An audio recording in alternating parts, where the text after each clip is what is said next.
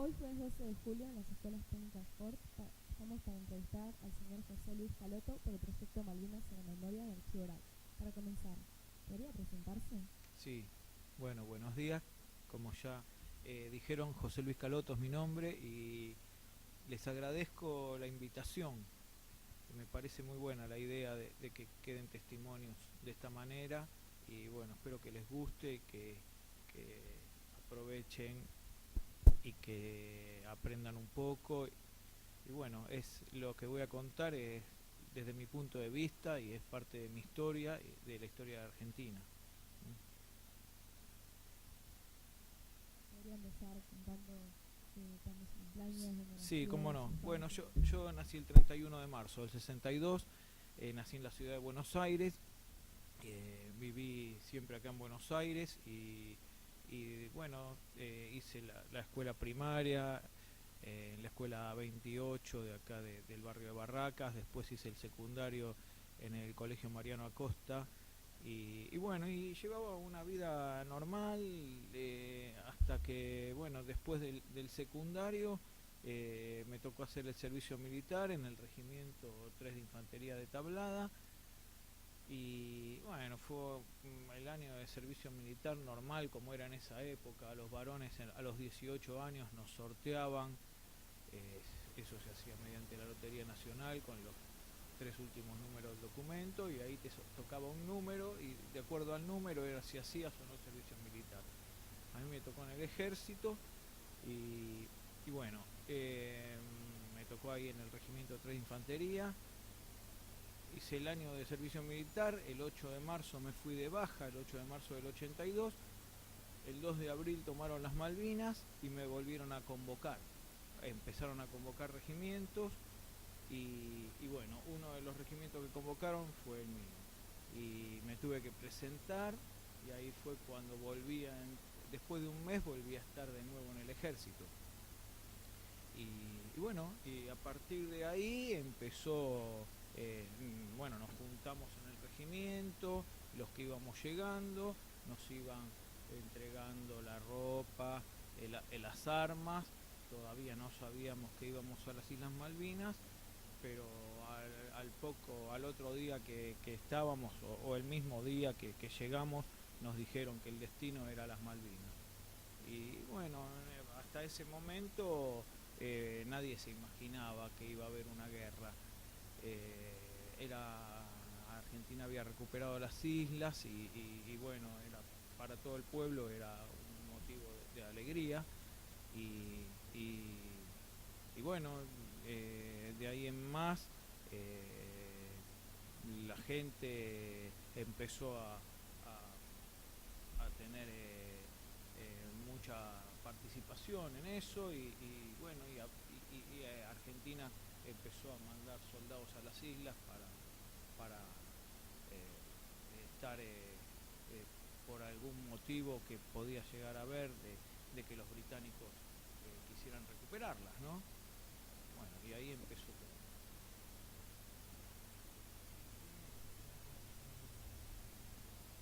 El regimiento era de infantería mecanizada. Mecanizada quiere decir que tenía tanques el regimiento. Pero a las Islas Malvinas no lo llevaron. Nos dijeron que era por el tipo de suelo que tiene las Malvinas, que los tanques no resistía el peso de los tanques que tenían. Eran tanques grandes y bueno, pesan mucho y el suelo es muy blando. Decían que, y aparte, eh, eh, pienso también que a lo mejor no, no sé si podían andar bien por el territorio, pero bueno, la cuestión es que no lo llevaron los tanques. Pero el regimiento era, igual nosotros no estábamos, la mayor parte del regimiento no, por ahí no estaba, no hacía falta que hubiera tanques,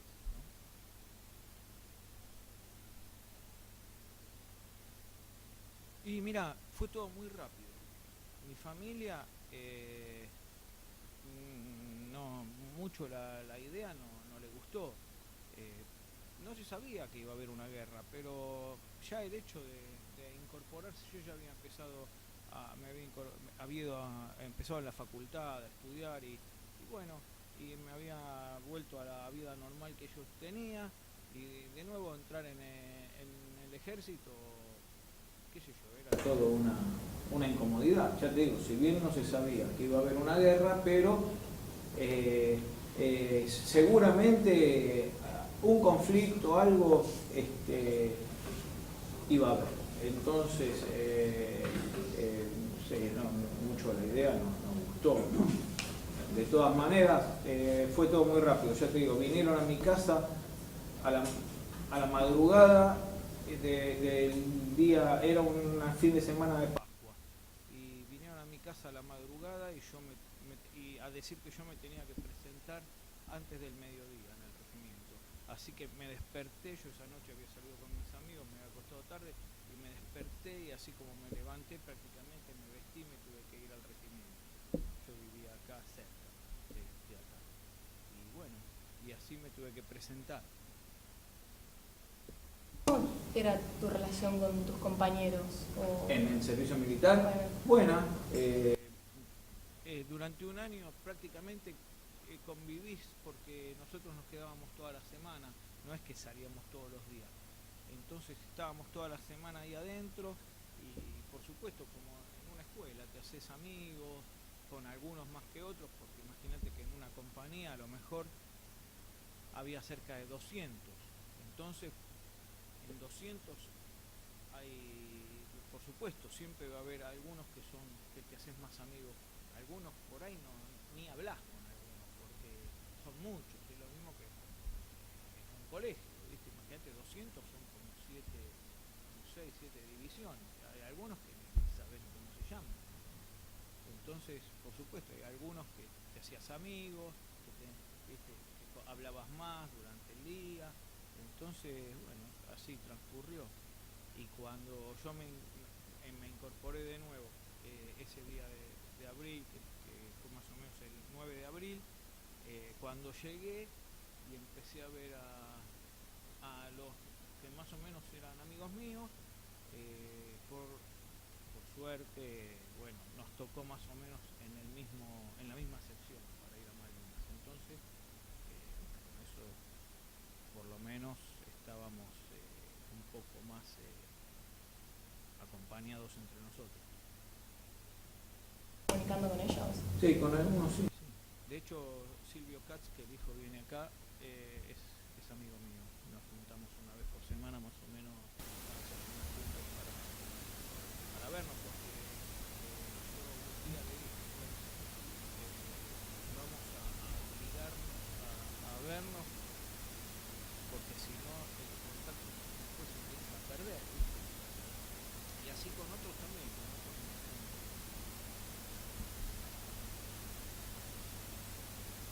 ¿Cómo tomó tu familia, cómo reaccionó cuando se enteraron de que tenías que ir? Disculpa. Sí, Vale, sí, estaba... ¿Comunicación con tu familia cuando bueno, estabas allá? bueno, muy poca. En esa época, ¿viste? No había lo que existe hoy.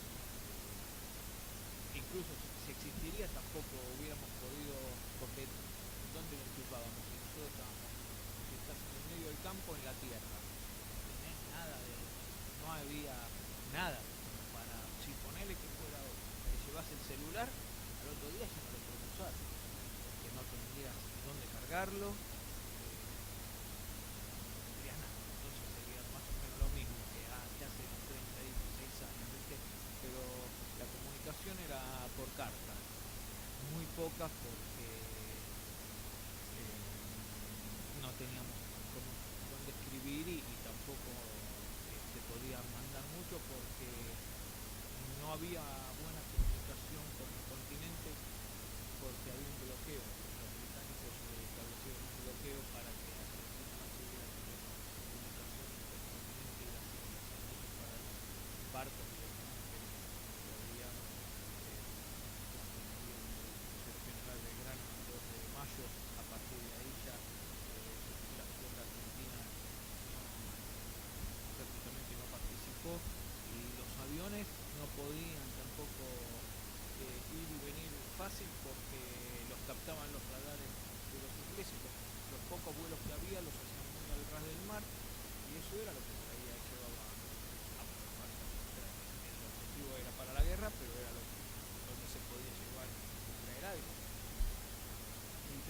las cartas. Y bueno, yo habré mandado de allá para acá, no sé, yo las tengo guardadas, todas las cartas que recibió mi familia y las que me mandaron a mí. Las que nos mandaban muchas, pero no llegaban muchas. Ponele que a lo mejor de cada 5 que te mandaban llegaba una, porque aparte no solo te mandaba la familia, te mandaba amigos, vecinos, gente que ni conocía, chicos de colegio que me llegaron, ¿no? Que a lo mejor venían acá, decían, bueno, daban un listado y decían, bueno, a cada uno le manda un soldado, a vos te toca tal, a vos te toca tal, entonces bueno, vos escribías a ese soldado, querido José Luis, y ponías ahí, entonces a nosotros nos llegaban de los teléfonos también, ¿viste? Y bueno, y eso la verdad que era muy gratificante recibir las cartas, era muy emocionante porque era lo que a uno le daba fuerza. Y bueno, pero ya te digo, no sé, de cada, yo calculo que de cada 5 cartas que nos mandaban, era la última. Y las que me llegaron a mí y las que yo mandé ayer, todas guardadas. Cuando vos, ya en las Malvinas, ¿qué rol podríamos decir ocupabas dentro? Sí, y otra cosa, la última comunicación que yo pude mandar desde allá fue del 8 de junio. Y la guerra, nos rendimos el 14 de junio, entonces lo último fue la batalla ahí en Puerto Argentino. El 8 de junio fue la última comunicación que yo tuve de ahí algunos de mi familia estaba vivo o muerto, porque lo peor fue a partir de ahora.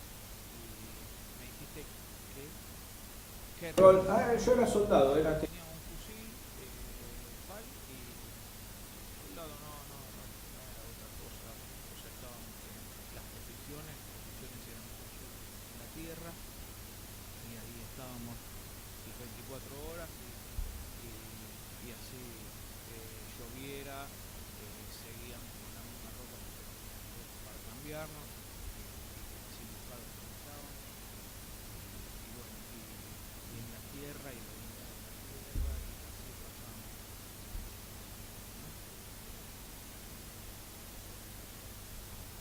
Contacto con los ingleses, porque hay algunos que fueron capturados por ellos y decían Claro, que estaban bueno, bien, otros que nosotros nada. el 14 de junio nos llegó la orden de rendirnos y a partir de ahí, cuando los ingleses llegaron a nuestras posiciones, a donde estábamos en ese momento, estábamos en Puerto Argentino, en la capital de los ingleses, están lejos.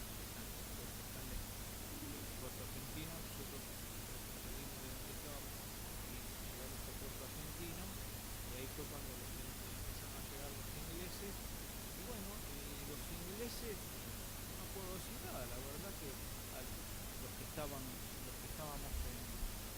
el lugar donde estuve yo por lo menos, el trato fue de prisioneros, o sea, no es que era de amigos, pero tampoco fue malo de torturas y eso, no, nada.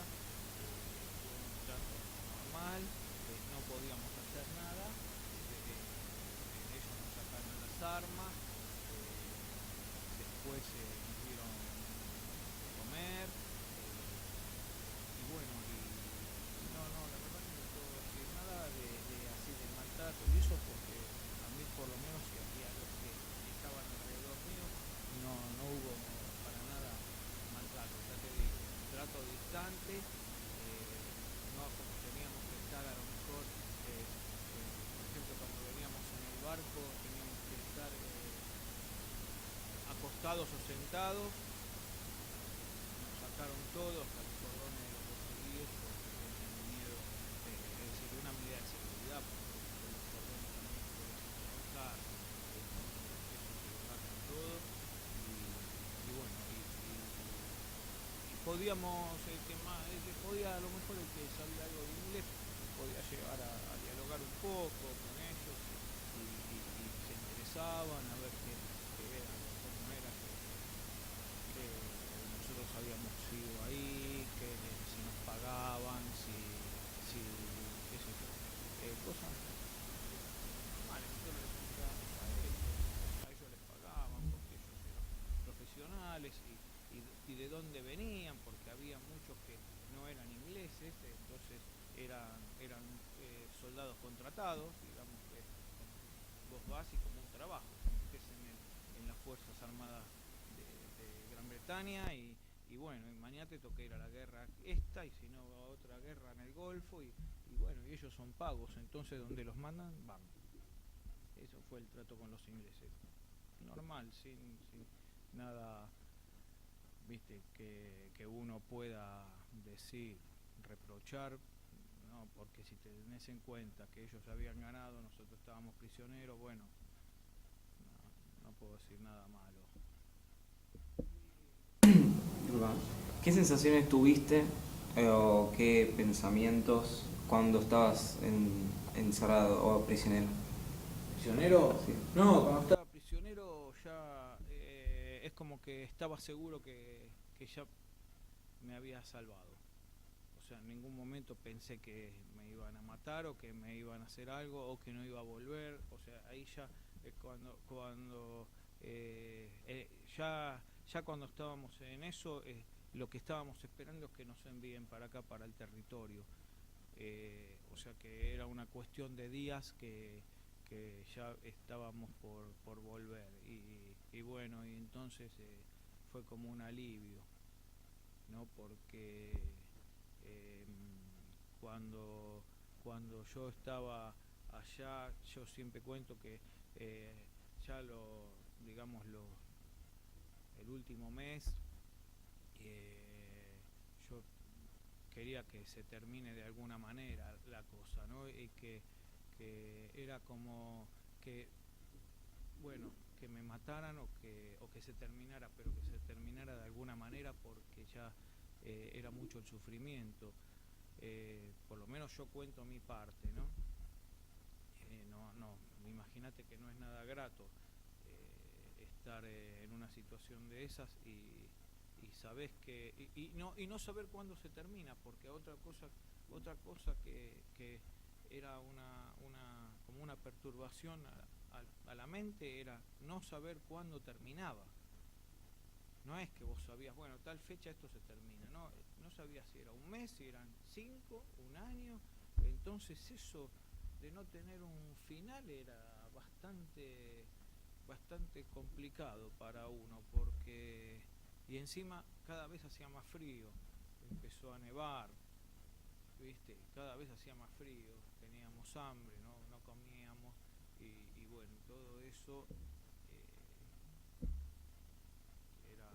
Y entonces bueno, yo decía, bueno, llegaba un momento que decía, bueno, que se termine de una vez, como sea, yo digo siempre que si debe haber un momento en la vida que si uno está sufriendo mucho, la muerte por ahí puede ser como que una tranquilidad o viste, no sé cómo explicártelo, pero si yo te empiezo a torturar y te estoy torturando, vos a las horas que te estoy torturando vas a decir matame, pero no soporto más la tortura, viste. Bueno, esto más o menos lo mismo, decir, bueno, por ahí si me muero voy a estar mejor.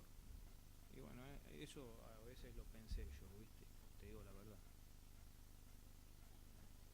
¿No te enteraste sobre lo que estaba pasando en la dictadura de los desaparecidos acá en...? No, eso no me enteré. O sea, imagínate que mientras yo estaba en las Malvinas, lo que uno, ya te digo, quería primero era salvarse, que no te maten. Y después de lo que pasaba acá, ni de lo único que yo pensaba era cómo estaría mi familia, qué sé yo, y después pensaba, digo, la gente debe estar debe estar pensando que nosotros estamos ahí, que bueno, que no sé, que arranque, ganemos la guerra, bueno, qué sé yo, cosas que por ahí se te cruzaban por la cabeza y que no, pero no pensabas en otra cosa, lo único que pensaba más o menos era salvarte y en la comida, porque tenías hambre, y bueno, y ver cómo estaban las cosas allá, o sea, por donde, si los ingleses cuando todavía no habían desembarcado, y bueno, no, pero no pensábamos mucho en qué pasaba acá en el resto del país. Sí, tengo 2 hijos, uno de 30, un varón, y una hija de 25 años. Si en su momento el varón o las mujeres te proponían ellos ir al ejército, ¿vos No. lo hubiese dejado? No, o sea, ir al ejército, no, yo siempre digo que, que si hoy en día, ponele, yo tengo un hijo, digamos, hay una guerra, le dicen, anda a la guerra que cuando volvés te vamos a pagar hasta que te mueras, no sé, no, le digo, no hay precio, el sufrimiento que pasás no tiene precio, que encima no sabes si volvés vivo, pero prefiero que trabaje de lo que sea y que viva en paz y no que pase una guerra, no, para nada, por supuesto. ¿Cuándo volviste? ¿Cómo fue todo ese proceso? Cuando nos rendimos estuvimos 6 días o 7 días más o menos prisioneros, y bueno, a partir de ahí los ingleses nos mandaron en barco, llegamos a Puerto Madryn, de Puerto Madryn nos mandaron en avión acá a Buenos Aires. Cuando llegamos a Buenos Aires nos llevaron a Campo de Mayo. El Campo de Mayo es un lugar donde hay de las fuerzas del ejército, donde hay muchos regimientos, es un sector militar muy grande que hay acá cerca de Buenos Aires, de la capital. Y bueno, y estuvimos en Campo de Mayo, nos dijeron que nos teníamos que quedar unos días porque habíamos venido muy mal físicamente, mal psicológicamente, entonces estábamos recontra flacos, porque ya hacía mucho que no comíamos bien, no comíamos casi nada, ¿va? Entonces nos querían dejar unos días para rehabilitarnos, y nosotros no queríamos saber nada, y entonces nos dijeron, bueno, si hacen todo lo que hay que hacer, mañana vuelven a la Tablada, que era donde estábamos en el regimiento, y de la Tablada nos íbamos a nuestra casa. Bueno, y entonces todo lo que había que hacer, nos hicieron muchas preguntas, así que tuvimos que completar en planillas, después nos hicieron una atención médica, que no era nada, te miraba al médico y listo, no que podían hacer, ¿no? En poco tiempo. Nos hicieron bañar, nos hicieron cambiar, porque imagínate que veníamos sin bañarnos de 70 días, entonces imagínate la roña que traíamos, estábamos en la tierra, el olor que tendríamos, imagínate, ¿no? Y al otro día nos llevaron a la Tablada, y ahí estaba toda la gente esperándonos, todos nuestros familiares. Llegamos al regimiento y estaba un piola de gente, y así como estábamos nos fuimos a nuestra casa, cada uno con su familia, y llegué a mi casa, y cuando llegué a mi casa era un mundo de gente, y toda la gente venía a verme a mi casa. Durante unos días siempre había gente, porque constantemente entraba y salía gente, y así fue, ¿no? Volví a mi casa, a mi cama, a veces soñaba que estaba allá, y soñaba que estaba en mi cama, y me despertaba y estaba ahí en un pozo, y era horrible. ¿Crees que hoy en día tenés algún trauma o daño psicológico muy presente de aquella época? Y sí, no te lo olvidas nunca, y hay cosas que sí, hay cosas que me hacen llorar realmente, hay cosas que si me pongo a contar me hacen llorar y prefiero no contarlas o no recordarlas y hacer como que lo que estoy contando más o menos como que le pasó a otro, porque si empezás a profundizar y bueno, y sí, porque uno se acuerda de lo que pasó y de lo que sufrí y realmente te pone mal. ¿Cuál fue tu experiencia? ¿Te costó decir lo que te pasó, abrirte a la gente, irte a terapia, algo? No, yo me acuerdo que de entrada lo que me pasaba es que los primeros días lloraba mucho, porque claro, imagínate, allá en las Malvinas no estaba permanentemente, era digamos, nervioso y con miedo, ¿no? También porque cuando había momentos que tenía mucho miedo y eso, y no podías derramar una lágrima, ahí no podías derramar una lágrima porque primero que era, qué sé yo, cómo decirte, como mostrar debilidad entre nosotros, ¿no? O sea, con mis compañeros y menos con los superiores. ¿Viste? Estabas en el ejército y en la guerra, ¿qué ibas a...? Entonces no derramaste una lágrima. Toda esa angustia, todo eso, cuando llegué era lógico, me la pasaba llorando porque me encontraba con mis seres queridos, con mis amigos, con cualquiera y te largabas a llorar aunque lo quieras. Te salía de adentro, ¿viste? Y bueno, eso, ¿no? Me pasó. ¿Qué otra cosa que me dijiste? ¿Sentís que la experiencia hizo un antes y un después en vos? Sí, sin ninguna duda, eso es así y es como que ese hecho de mi vida, aparte nos tocó muy jóvenes, ¿no? Y bueno, no había otra posibilidad, porque yo siempre pienso, a esa edad, lo que tuvimos que aguantar, lo resistís, el cuerpo te resiste, a esa edad te resiste todo, tenés 20 años,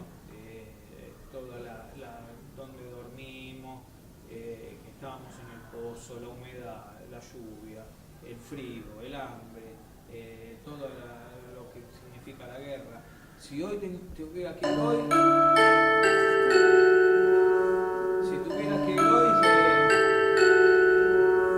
lo primero que se pasa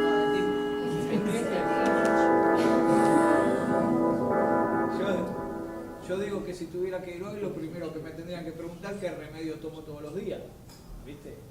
Es así. Entonces, a esa edad no pasa nada, pero cuando son más grandes ya no es lo mismo. Entonces, y bueno, por eso fuimos muy jóvenes y sí, sin duda que eso marcó toda mi vida y todos los días por algún motivo te acordás.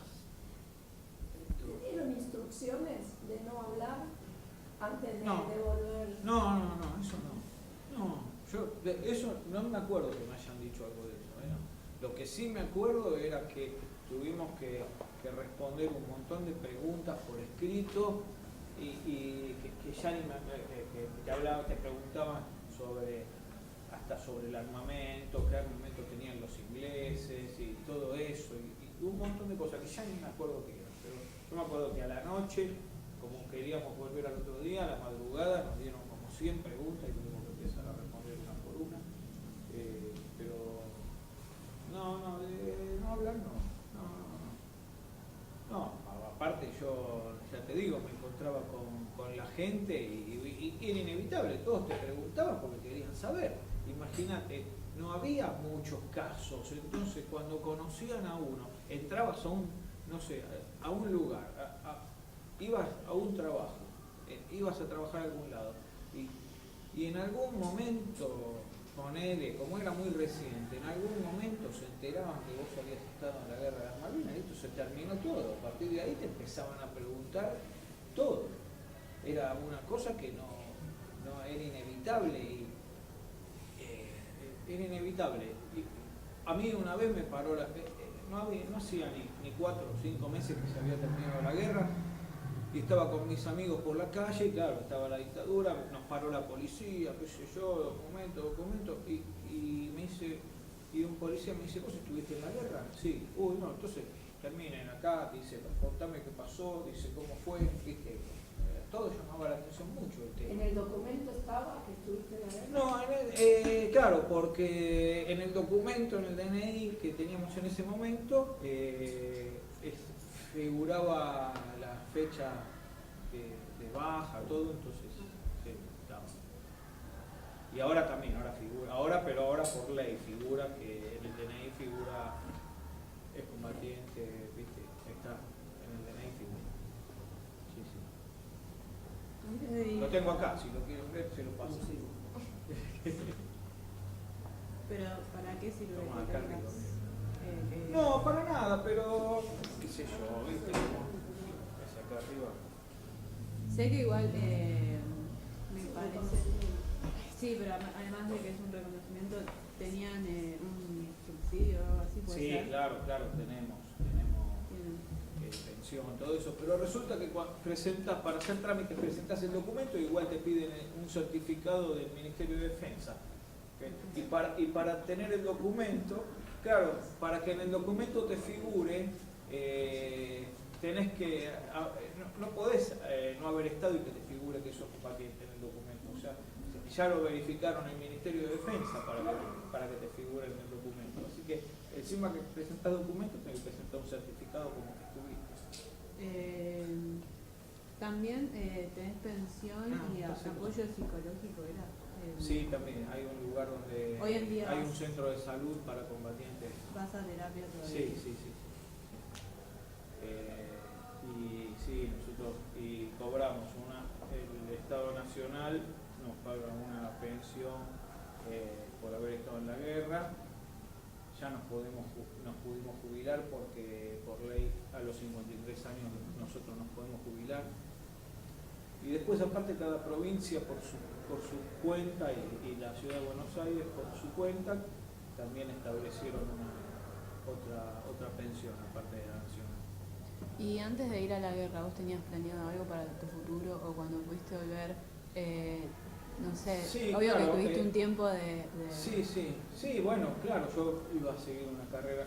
Antes de ir a la guerra yo había empezado en la universidad de Derecho, la carrera de Derecho, y bueno, se interrumpió ahí, yo en esa época había examen de ingreso, estaba haciendo el curso, tuve que dejar porque me mandaron y cuando volví seguí estudiando. Después dejé, pero sí, claro, tenía un proyecto. Pero te impidió hacer algo que vos querías hacer, ¿verdad? Como que vos tenías planificado algo que no pudiste hacer por culpa de ir ahí. No sé, la verdad que no.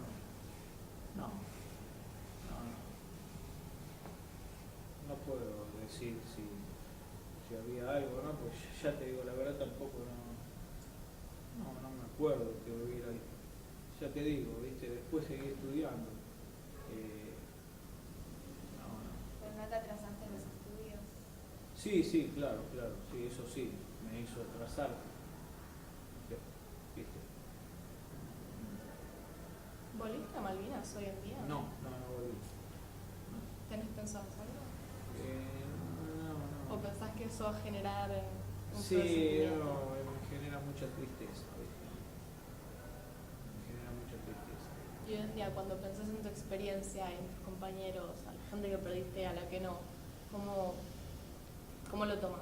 Y también, como te digo, a mí eso es un tema que me duele mucho, ¿viste?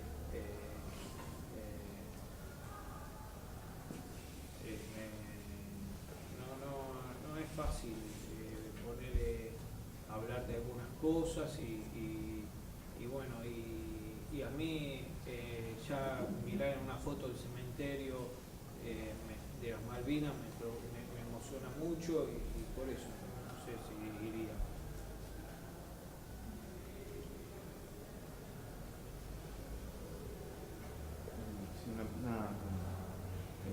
¿Cómo se toman tus, o sea, vos demasiado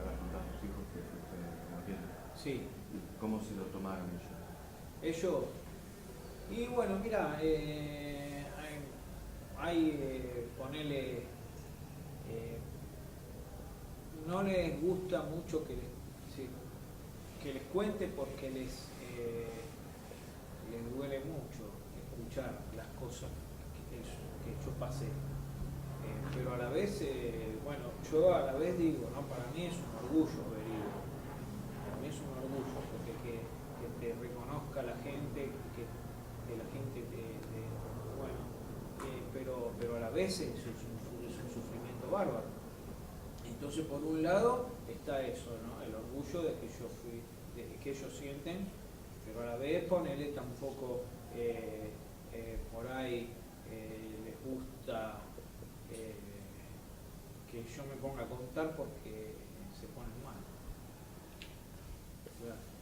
Entonces, ¿sentís que hay un reconocimiento de la sociedad con respecto a los veteranos o a la gente? Sí, viste que, o sea, hay, ya te digo, hay mucha gente que te reconoce, viste, vos vas a una charla a las escuelas y los chicos te escuchan con mucha atención y después, viste, te agradecen y así hay mucha gente, sí.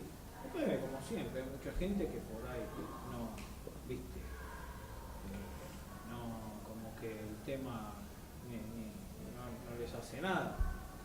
Creo que también hay mucha gente, la gente más grande que nosotros, poner que tiene arriba de 70, que bueno,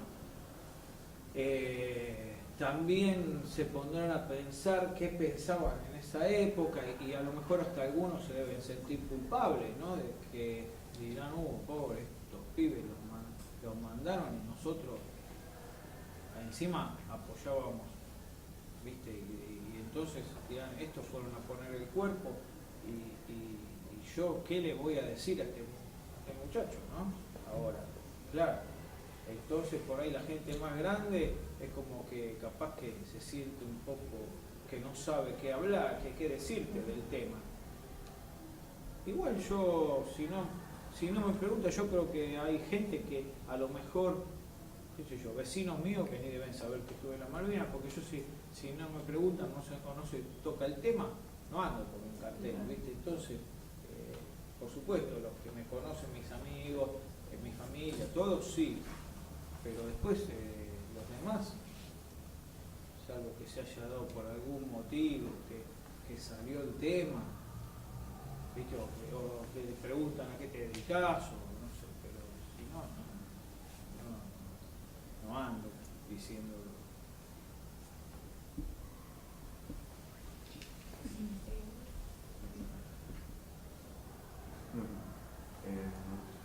¿Fuiste herido físicamente No. en la guerra? Si quieren, si no, les cuento algunas cosas, ¿no? Poner, qué sé yo, para que sepan más o menos cómo fue. El 1 de mayo fue la primera vez que empezaron las acciones de guerra, ¿no? Entonces, vamos a poner, estábamos ahí en nuestras posiciones y en eso aparecen en el mar. Nosotros teníamos adelante nuestro, ponerle como si fuera 700, 800 metros delante nuestro, estaba el mar. Nosotros estábamos ahí en la primera línea, de ahí para atrás todos los demás, hasta llegar hasta el pueblo, hasta la ciudad, hasta el pueblo argentino. Entonces ese día se empezaron a poner barcos como si fueran en el horizonte, que nosotros no sabíamos que si eran barcos, de entrada hasta pensamos que eran barcos argentinos. Y en eso empezamos a sentir los ruidos de explosiones que en los barcos, que claro, las explosiones en los barcos eran los cañones que tiraban contra nosotros. Y entonces ahí fue la primera vez. Ahí empezamos, viste, yo pensé que viene una guerra, porque empezaron, los barcos estaban en el horizonte y tiraban contra nosotros. Y empezaron a caer las bombas de este lado donde estábamos nosotros. Esa fue la primera vez. Y al rato nos dicen, métanse en los pozos porque vienen los aviones.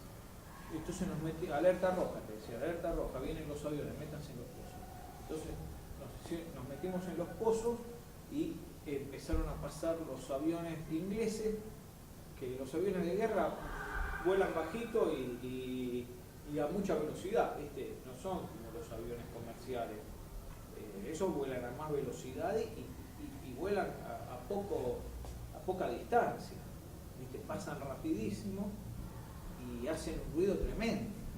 Y entonces estábamos dentro del pozo y empezaron a pasar los aviones y vos sentías a las ametralladoras, las bombas, todo, que tiraban y era la primera vez también y estábamos con el otro muchacho dentro del pozo y pensé que nos mataban porque ¿qué podés?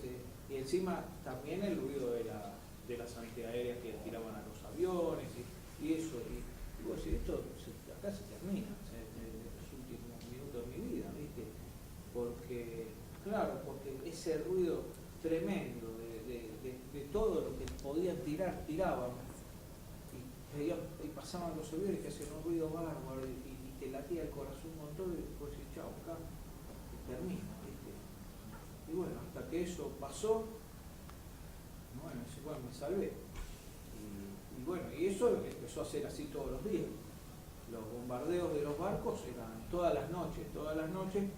La noche allá se empieza a hacer larga cuando empieza a avanzar el año, porque en invierno la noche, ponele a las 4 de la tarde se hace de noche hasta las 9 de la mañana, así que estabas en el pozo y en una de esas, qué sé yo no me acuerdo a qué hora, pero supongo que a las 9, 10 de la noche empezaban a bombardear los barcos. ¿Y cómo te enterabas de que podías salir del pozo? ¿Te avisaban? No, porque durante el día, ponele, primero en los momentos, había 2 momentos en el día que nos juntábamos todos en el mismo lugar. En el centro, digamos, de los pozos estaban, vamos a ponerle como fuera, no sé, en 5 cuadras, la sección son 60 soldados, ponele, ¿no?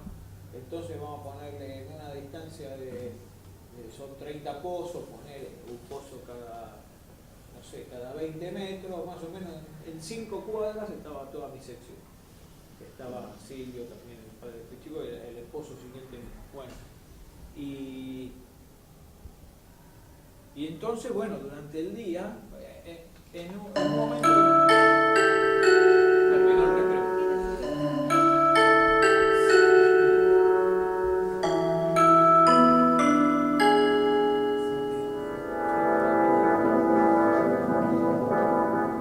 En un momento de la mañana, después que digamos que se hacía de día y que nos despertábamos, al rato, vamos a poner como si fuera a las 10 de la mañana, nos juntábamos en un lugar, en el centro más o menos, a comer lo que había a la mañana, vamos a ponerle.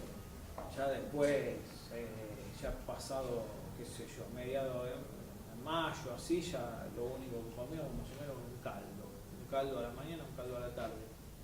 Eso nos juntábamos, bueno, estábamos un rato ahí, hacía mucho frío, así que tampoco se podía estar mucho, y el tiempo la más de las veces era feo.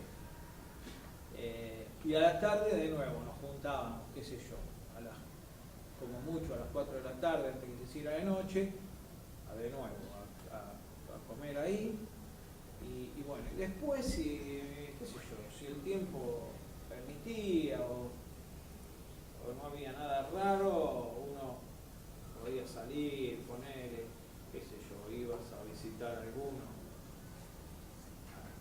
amigo, así, a ver cómo andaba, o si tenía algo para darte, porque digamos que el tiempo transcurría entre tratando de ver si podías conseguir algo para comer, porque tenías hambre, te ibas a dormir con hambre y te despertabas con hambre, entonces la cosa era cómo conseguir algo para comer. Por supuesto, el que tenía algo para comer se lo comía él porque estaba en las mismas condiciones, o sea que era muy difícil que alguien te diera algo para comer.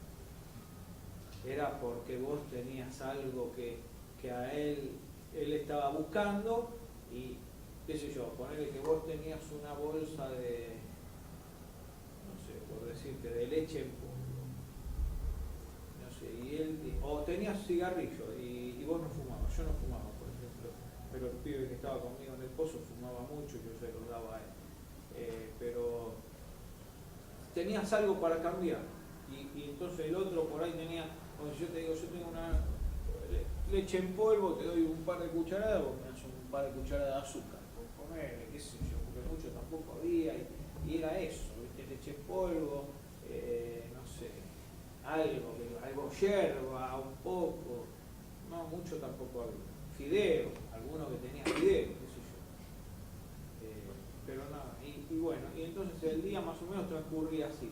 Por eso, como me preguntaba si se podía salir del pozo, y bueno, sí, se podía salir, pero si había algún ataque de algo, tenías que estar adentro del pozo, y la mayor parte del tiempo estabas adentro del pozo, porque el tiempo aparte era muy frío, no era para estar a la intemperie, ¿viste? Era mucho frío. Y bueno, después todas las noches pasaba eso, empezaban a bombardear desde los barcos, y era una tras otra, una bomba tras otra, una bomba tras otra, y estaban así horas. Y vos pensabas, a lo mejor estabas en el pozo una noche y decías, bueno, hoy parece que no bombardean.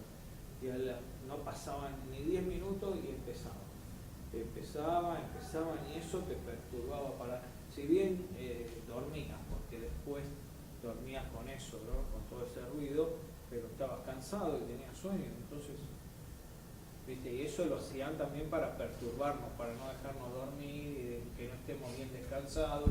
Entonces todas las noches era interminable, una bomba tras otra durante horas y horas, pero horas y horas, no sé, 9, 10 horas, y los tipos seguían desde los barcos tirando, y durante el día pasaban aviones, y bueno, y ya después a lo último ya estabas acostumbrado en el día, y a lo mejor venían los aviones y hasta te quedabas afuera del pozo porque también era impresionante ver pasar los aviones y ver todo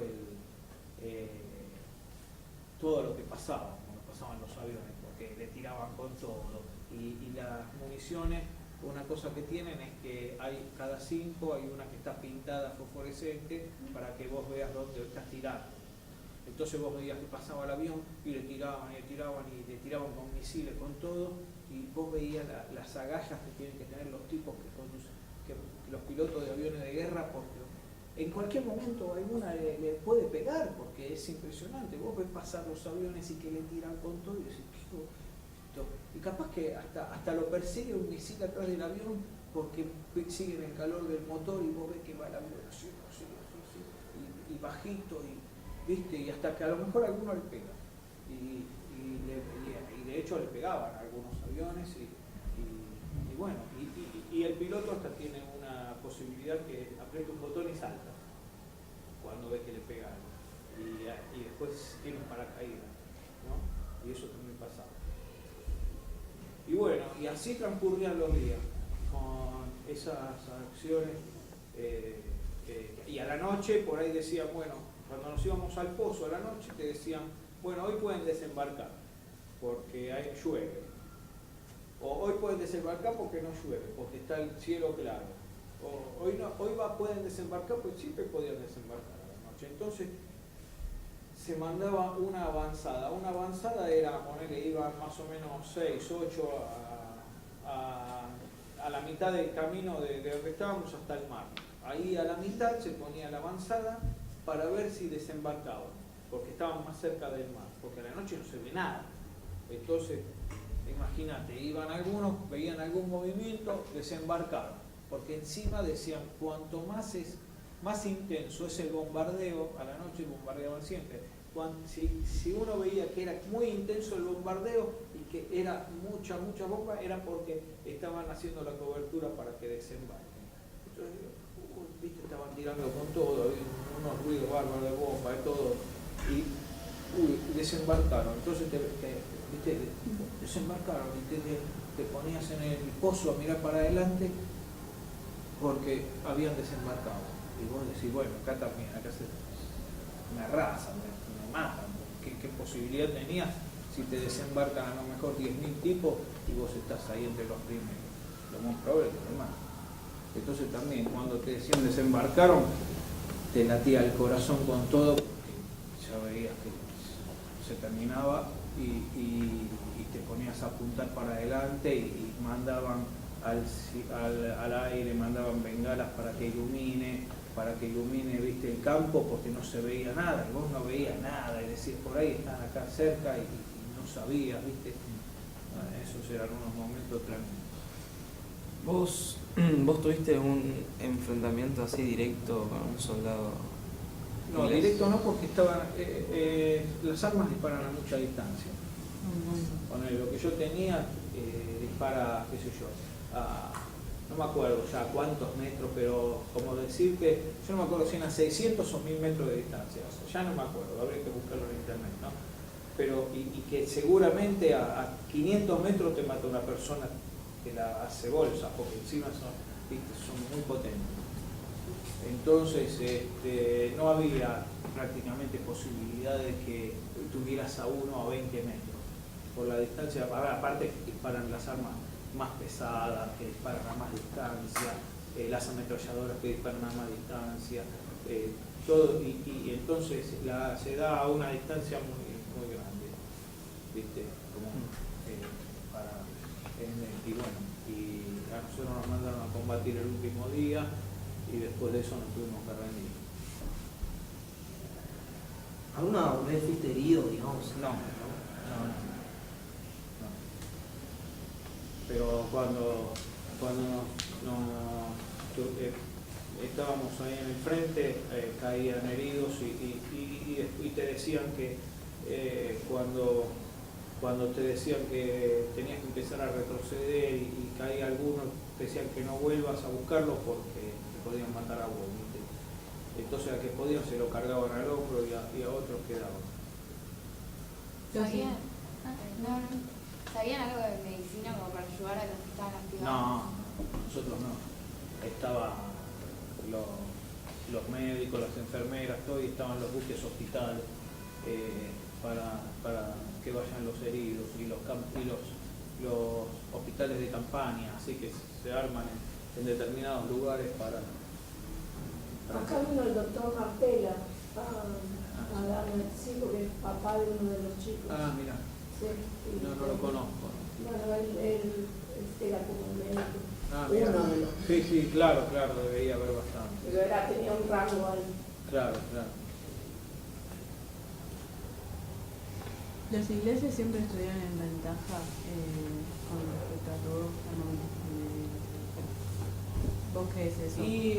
Y a mí me parece que yo cuando, te digo la verdad, que siempre lo dije, ¿no? Cuando fue los últimos días me di cuenta de la diferencia que hay entre las potencias y los que no somos potencias, ¿viste? Que si quieren, para mí, si quieren te arrasan, ¿viste? Porque empiezan a usar cada vez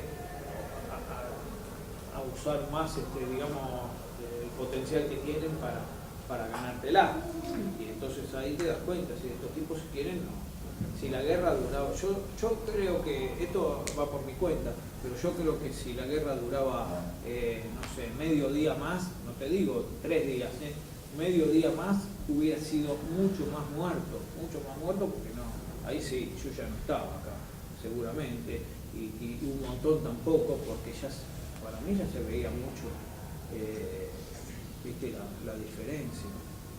No sé, algunos podrán decir, no, estuvimos a punto de ganar. Yo la vi, ¿viste? Cada uno la ve de... ¿Vos decís que nunca tuvieron la oportunidad de ganar? Y yo creo que no, ya te digo, pero desde mi punto de vista, otro por ahí te dirá, no, sí, porque, qué sé yo, ¿viste? Por tal motivo, pero claro que bueno, yo respeto lo que dirán los demás, ¿no? Pero a mí me parece que, viste, aparte siempre ellos tienen la posibilidad de más, porque por ejemplo se decía, y bueno, de hecho fue así, ¿no? Que los norteamericanos le dieron apoyo a Inglaterra, entonces imagínate, no solo estás peleando con Inglaterra, sino que estás peleando contra la OTAN. La OTAN es una organización que en ese momento estaba preparada para hacerle la guerra a la Unión Soviética, que en ese momento era el otro bloque armamentista, que era una potencia armamentista, entonces cada vez se armaban más para pelear entre ellos. Y nosotros aparecemos ahí haciendo una guerra a Inglaterra, que siempre fue el aliado primero de Estados Unidos. Entonces, viste, imagínate los armamentos y todo eso que tiene. Y encima eran ejércitos profesionales, cobraban, o sea, Claro. Sí, pero yo hablo, hablo, viste, más que nada del armamento, ¿no? Que seguramente están armados y por ahí hasta no desplegaron todo lo que tenían. Porque deben tener hasta bombas. En ese momento, te digo, deberían tener hasta bombas por ahí más potentes, todo, ¿no? Entonces, qué sé yo creo que si se les ponía complicada, iban a empezar a usar otras cosas. No sé, me parece. Y en todo este tiempo, en toda tu experiencia, dijiste que la pasaban de una manera inhumana, básicamente. ¿Había algún momento o alguna manera en que vos te podés distraer con compañeros o pasarla zafable? No, porque ya te digo, primero que no, los únicos momentos que nos juntábamos era cuando comíamos, que nos juntábamos todos. Y después que cuando te juntabas, ya te digo, el principal motivo más o menos era la comida, ¿viste? El conseguir comida. Era ver dónde podías conseguir algo de comida. Ese era algo que nos tenía, ¿viste? Nos tenía como locos porque teníamos un hambre bárbaro y te ibas a dormir con hambre y te despertabas con hambre. Y con el otro muchacho siempre estábamos hablando de comida y que, cómo me gustaría comer esto, pero lo peor es que teníamos hambre en serio, o sea, de no comer durante días. No era que como vos ahora, que si tenés hambre y no tenés nada, a lo sumo vas al kiosco y te compras algo. O sea, viste, incluso tenés hambre, no tenés un mango y si vas en algún lado alguien te va a tirar aunque sea un pedazo de pan, algo en un restaurante, dame lo que sobró, no sé, dame lo que van a tirar al tacho, dame lo que me lo como, porque era así la cosa, ¿no? O sea, de lo que sea, Entonces, acá ponele alguien algo te va a tirar, ¿viste? Porque hay comida por todos lados, pero cuando no tenés de dónde sacar, no hay. Igual que el agua. El agua, yo siempre digo, la gente no tiene idea de lo que es el agua. Porque cuando te falta el agua, ahí te das cuenta lo que es el agua, que tenés sed y no tenés de dónde tomar, y tenés sed y no hay de dónde sacar agua. Claro, agua potable no teníamos nosotros, entonces cuando llegamos con él, tengo sed, ¿viste?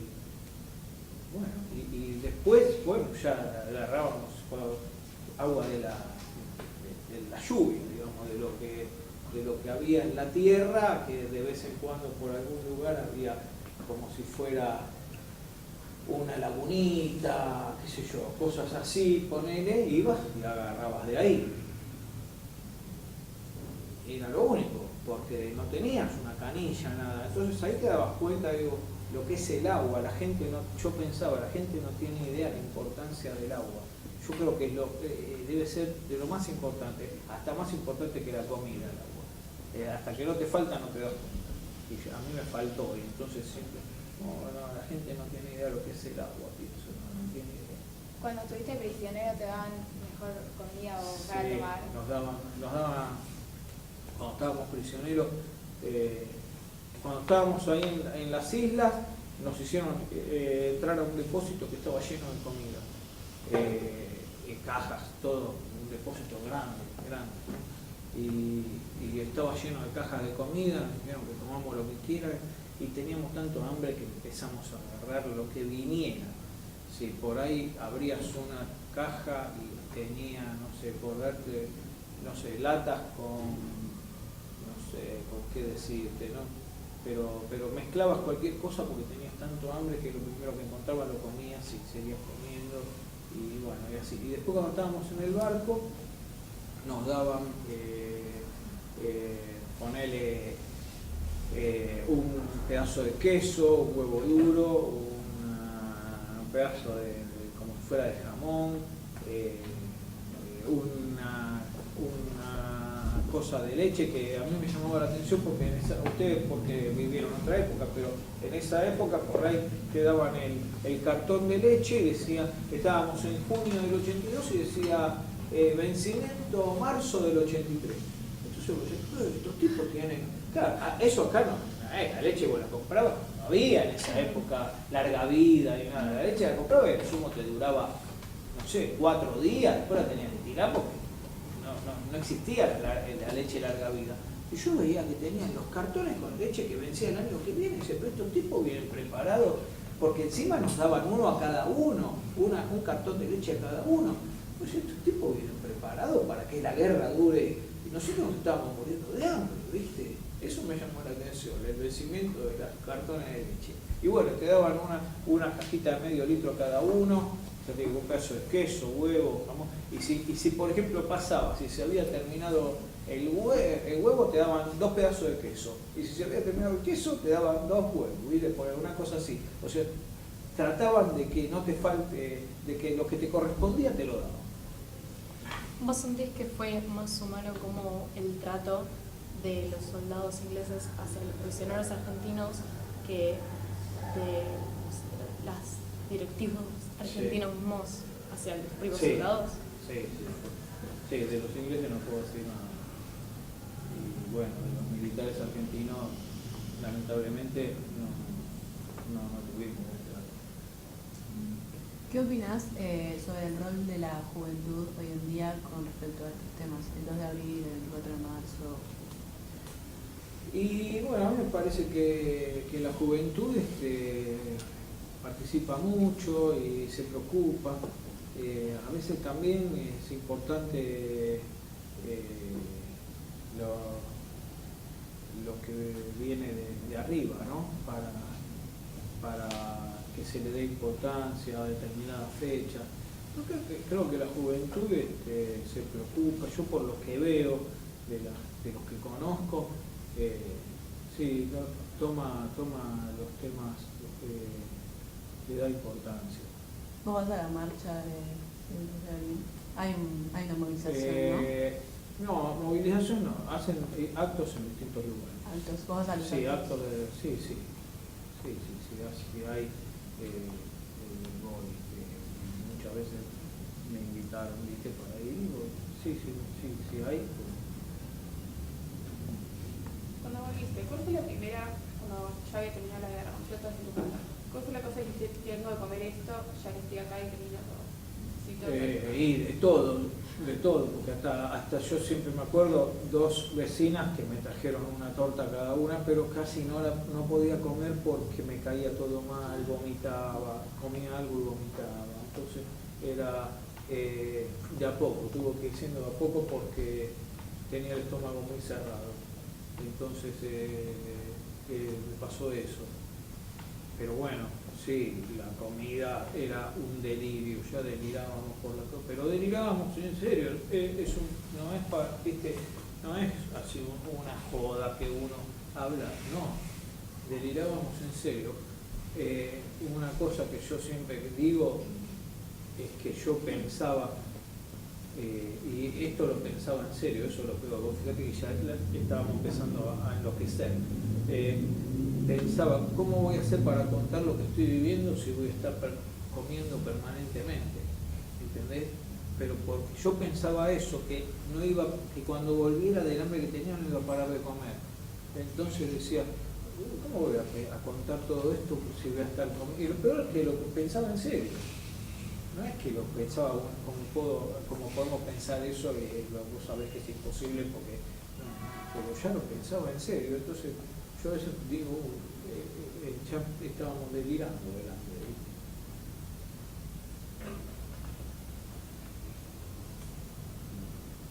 él. Para cerrar, ¿le gustaría agregar algo más? Bueno, algo que dejarnos. No, creo que ya, bueno, seguramente hay un montón de cosas que no conté y que porque también hay cosas que a lo mejor me las acuerdo en determinado momento y después por ahí no me las acuerdo, cosas que te vienen a la mente y que claro, en un rato de charla por ahí no me sale, o no me lo acuerdo, no es que no lo quiera contar. Hay muy pocas cosas que a lo mejor no quiero contar por una cuestión que me voy a poner mal o que también realmente no sirve por ahí de nada que la cuente, ¿no? O sí, por ahí sirve, pero después hay otras cosas que no les dije esto, ¿viste? O por eso es lindo también que hagan preguntas, porque a lo mejor hay cosas que yo no las tengo ahora en la cabeza y sí, esto sí te lo voy a contar. Pero hay cosas que a lo mejor, por eso ahora empecé a escribir, porque por ahí si me acuerdo de algo, lo escribo y lo agrego. Y entonces ya te digo, no sé, espero que bueno, que haya contado lo que más me acuerdo y que bueno, lo otro que por ahí ya se los contará otro y después están las vivencias personales. Ponele una que me acordé ahora. Hacía mucho frío, ¿no? Entonces imagínense, me agarraba ganas de ir al baño, ¿viste? Y hacíamos cerca del pozo, ¿no? Entonces a la noche hacía un frío tremendo, ¿viste? No tenía, a veces hasta llovía, ¿viste? El clima de las Malvinas es un clima, ¿viste? Muy hostil, bueno, y con el compañero mío de pozo teníamos 2 latas. En una decíamos, bueno, en una la usamos para si conseguimos ponerle fideos o lo que sea, la hacemos en esa lata. En la otra, si teníamos ganas de ir a hacer pizza a la noche, bueno, agarrábamos la lata y hacíamos ahí y después la tirábamos fuera del pozo, ¿viste? Entonces, claro, yo lo que siempre cuento es que después en la oscuridad, ¿cuál sabías que era la lata? ¿Cuál era la lata?